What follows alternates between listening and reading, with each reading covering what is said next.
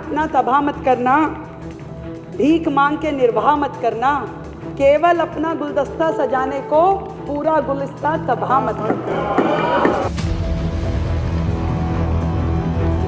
Bharatiya Janata party के विधायकों को भी बता दूं, आपने भाषण तो बहुत दिए 1 लाख करोड़ के, लेकिन देखिए विधायक आप भी हैं, हम भी हैं, हमें अपने इलाके में काम कराने होंगे। 1 लाख करोड़ रुपए आने वाले नहीं है, उसकी उम्मीद मत करिएगा। बहुत सारे सदस्य जो मुझको आकर मिले वो मुझको ये भी कहे कि भैया आप तो मेरी कसम है, मेरा नाम मत लेना। हमें कोसा गया। मैं थोड़ा सा 2 लाइनों में जवाब दे दूं, उसके बाद अपनी बात को शुरू करूंगी कि बहुत खफा है ये कि लहजा बदल गया मेरा, बहुत खफा है ये कि लहजा बदल गया मेरा, उन्हीं के लफ्ज़ों में, उन्हीं के लहजे में जब उनसे बात की मैंने। जब ये बोलते थे यहाँ बैठ के और पीछे वाले हंसते थे, तब कुछ नहीं होता था, जरा सा हमने कह दी तो चुप गई। और एक हमारे साथी, थोड़ा सा उनके व्यवहार में है, थोड़ा एक्टिंग ज़्यादा करते हैं, बोल के उछल के इधर से इधर, इधर से इधर, नहीं पता नहीं मुझे। उनके लिए भी कुछ कहना चाहूँगी यदक जी।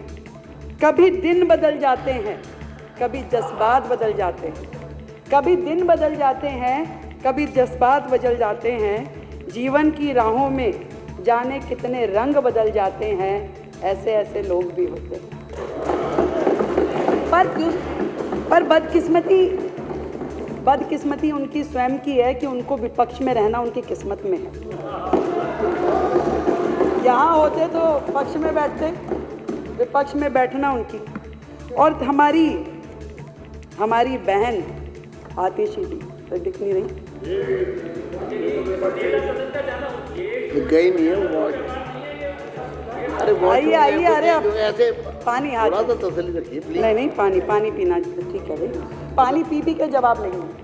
सामान यही रखा है तो इनके लिए मैं कहना चाहूँगी कि दिल्ली का इतना बड़ा बजट आया, उसमें से कमियां निकालने में इन्होंने कोई कसर नहीं छोड़ी।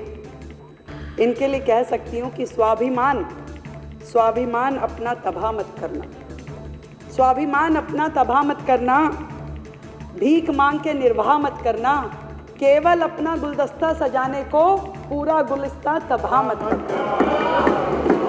कि केवल कुछ कहना है ट्विटर में, मीडिया पे, उसके लिए काहे को दिल्ली को बर्बाद करना है भाई।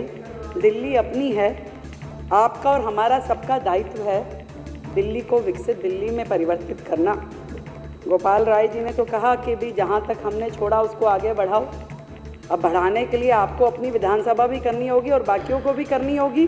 तो अगर अच्छा बजट आया है, बड़ा बजट आया है, तो इसमें परेशान क्यों हैं? खुश होना चाहिए। और फिर तो सच्चाई तो दिख ही जाएगी ना।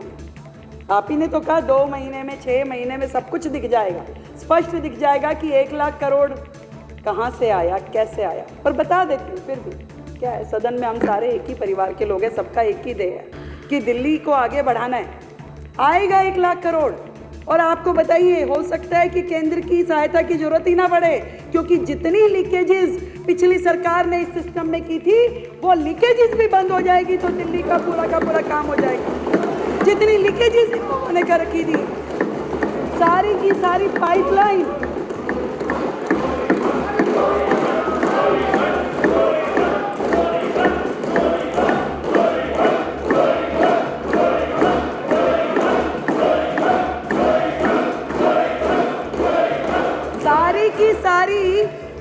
सारी की सारी पाइपलाइन राजस्व से इन्होंने अपने घरों में लगा रखी। मैं आपको बताती हूँ, 3 प्रकार से बजट का दुरुपयोग इनके माध्यम से किया कि एक तो जो बजट रखा कागजों में इस्तेमाल नहीं किया, वो तो अन्याय किया ही। दूसरा, जो बजट रखा उसका दुरुपयोग किया। और तीसरा, सीधा भ्रष्टाचार। ऐसी 3 कैटेगरी में इन्होंने दिल्ली के बजट का पूरा मैनेजमेंट किया। और मैं आपको बताऊं, ये हमारे कई भाई एससीओ के साथ में ऐसा किया, फंड कम ज़्यादा, कितनी बातें बोली। मैं आपको वो डाटा बताना चाहती हूँ जो आज के पेपर में भी छपा है कि किस तरीके से इन्होंने कागजों पे फंड रखा, परंतु उसका समाज के लिए, उस वर्ग के लिए उपयोग ही नहीं किया। बाबा साहब का नाम लेके जो अपने क्षेत्र के लिए, पानी के विषय के लिए और जो सवाल पूछा है उसकी जानकारी उपलब्ध करा दी गई है, मगर मैं फिर भी थोड़ी सी विस्तृत जानकारी यहाँ पे सदन के सामने रख देता हूँ कि इनकी बदरपुर विधानसभा में कुल 10.52 MGD पानी की अभी सप्लाई हो रही है।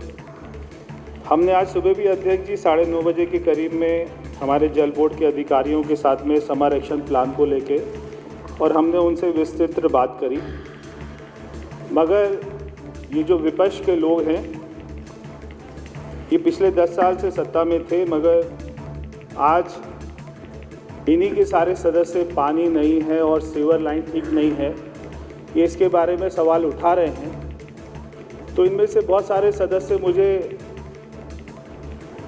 व्यक्तिगत रूप में भी मिले और इन्हीं विपक्ष के बहुत सारे सदस्यों ने मुझे एक बात कही कि इस चुनाव में एक बात बहुत अच्छी हो गई है कि केजरीवाल जी हार गए। ये सारे विपक्ष के सदस्यों ने मुझे कहा क्योंकि इनके नेता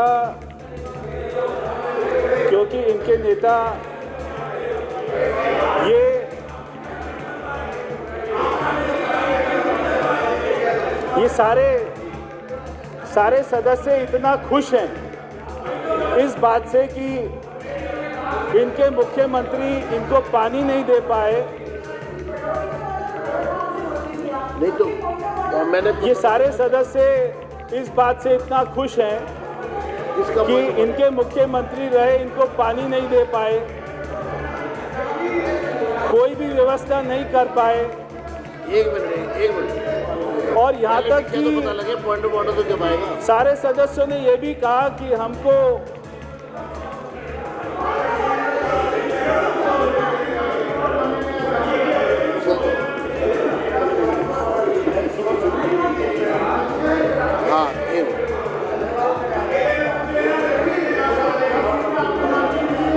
संजीव जी का क्या पॉइंट ऑफ ऑर्डर है? इनको आकर ये कहा कि केजरीवाल जी हार गए। कोई पॉइंट ऑफ ऑर्डर नहीं है। नहीं नाम बताए, सदन में नाम बताना पड़ेगा। सदन में नाम बताए कि कौन सा ऐसे तो कुछ भी कह देंगे ना। पॉइंट ऑफ ऑर्डर होता है व्यवस्था का। सदन में हवाई बातें तो नहीं होगी ना। मंत्री जी रिप्लाई करेंगे। सदन में आप नाम बताना पड़ेगा, कौन सा उनको बताया। ठीक है, बताइए नाम। हाँ आप बता रहा हूँ। देखिए, अगर पॉइंट ऑफ एक बात समझ लीजिए अध्यक्ष जी, जिन सारे सदस्यों ने एक मिनट ऐसा है कि पॉइंट ऑफ ऑर्डर समझ लीजिए, अगर इसका दुरुपयोग करने का प्रयास किया जाएगा तो फिर सदन कार्रवाई करेगा। पॉइंट ऑफ ऑर्डर समझ लीजिए, पॉइंट ऑफ ऑर्डर का मतलब है व्यवस्था का प्रश्न। जो ये सदन चल रहा है इसकी व्यवस्था से जुड़ा हुआ अगर कोई प्रश्न है तो इसलिए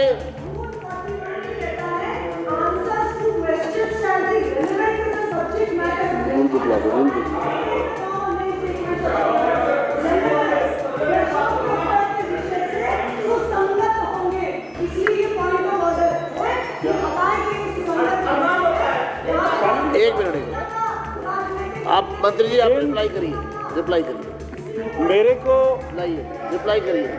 अगर किसी विधानसभा में पानी नहीं आ रहा है तो मुझे यहाँ पर बताना पड़ेगा कि जो यहाँ पे सरकार रही, उनके नेता, उनके मुख्यमंत्री रहे, उनकी नाकामियों की वजह से नहीं आ रहा। मैं केवल उसी रेलेवेंस में बता रहा था। बहुत सारे सदस्य जो मुझको आकर मिले वो मुझको ये भी कहे कि भैया आपको मेरी कसम है, मेरा नाम मत लेना।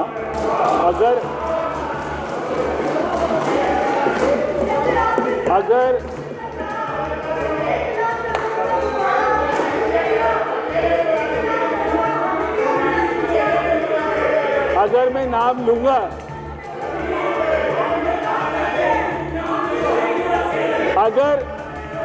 अगर मैंने आपका नाम ले दिया, तो कसम टूट जाएगी। फिर तो कसम टूट जाएगी।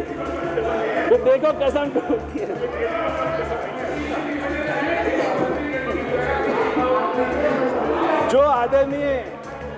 जो माननीय सदस्य ने सवाल पूछा बदरपुर के बारे में, तो मैं माननीय सदस्य को बताना चाहता हूं कि 318 ट्यूबवेल ये बदरपुर विधानसभा में चले हुए हैं और जो मेरी जानकारी अधिकारियों ने बताया है कि 100% ये वर्किंग कंडीशन में है।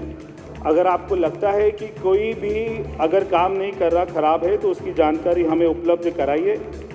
इसके अलावा जो हमारी पानी की सप्लाई जो आपको यूजीआर से आती है, उसके अलावा टैंकर से आती है और ये ट्यूबवेल से आती है, तो आपके यहाँ पे लगभग 17 और 3 ये जो है 20 की संख्या में टैंकर चलते हैं, जो कि 114 के करीब में दिन का ट्रिप मारते हैं। तो मगर अगर आपके यहाँ पे पानी की कहीं पे और ज़्यादा कमी है तो हमें इसकी जानकारी देंगे, हम करेंगे। समाज में हो रहा भ्रष्टाचार हम कराएंगे रूबरू। शासन और प्रशासन में बैठे जनप्रतिनिधि जिन्हें जनता चुन के लाती है, हम दिलाएंगे जनता का अधिकार संविधान के तहत। अपराधी चाहे प्रशासनिक हो या शासनिक, हम करेंगे उनकी खोज और करेंगे पड़ताल संविधान के तहत।